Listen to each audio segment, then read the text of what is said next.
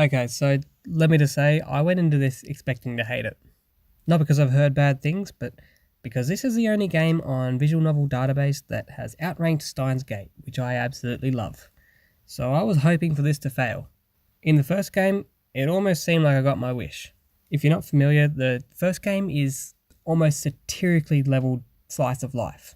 In fact, the majority of the story just revolves around a lacrosse game. The story branches off into different heroines' routes, so there's a bit of variety, but a lot of the game feels unnecessary. If you like slice of life, you'll probably actually really love this, because even though I'm not a big fan of it, I actually thought it was really enjoyable. I was really excited for it to be over, but it was enjoyable. I thought the graphics were a bit basic, I didn't really enjoy them, and then I found out the game came out in 2004? When taking that into account, the graphics were actually really amazing. If you're new to this and you're wondering whether to play, you might be hearing this and going, "Oh, slice of life, I don't want to deal with that." But trust me, it's worth it. Most of the slice of life stuff happens in Muv Luv Extra, which is one half of the first game. The first game is just called Muv Luv. It consists of two sides, Extra and Unlimited. Extra is the slice of life one, Unlimited is something that comes afterwards. Unlimited is still pretty slice of life. In fact, a lot of it is revisiting stuff from the first game, but there's a lot of really interesting story developments happening that don't really get expanded on. Through Unlimited, though I was still having fun, I was still feeling pretty disappointed for a game that has the title of #1 visual novel. But at least the story picked up. In Unlimited, it introduces a new aspect to the story when the main character is transferred to a different universe. In this universe, aliens took over the world. Well, kind of. You don't see any of the aliens in Unlimited, but you hear about their presence and what they did a lot. You also hear a lot about how humanity is fighting back. They do this through massive mecha robots. And since the main character comes from our world, he's got experience with video games that play with these. So he comes into the piloting world with a lot of prior experience, which is something this world doesn't exactly see often. Overall, Unlimited doesn't exactly add a lot, but it sets a lot of the groundwork for the series. So it's definitely necessary to play, even though it revisits so much from the first part. By the time it finishes, you've got a lot of questions that are purposefully unanswered.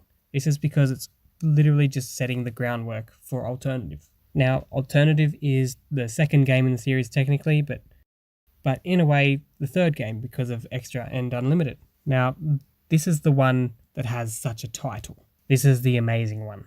And boy, was it amazing. It starts off pretty slow. It does a lot of the same stuff that Unlimited did, which had me questioning once again whether this really is deserving of the #1 title. But once it picks up, it doesn't stop. I'm not going to talk about the story behind it because doing so would in itself be a spoiler, and it's really just best to come into this without any prior knowledge. Once you get into this story, it will kick you when you're down, and then it'll kick you again, and again, and then it'll lift you back up and kick you harder. This is the game that people say they got PTSD from.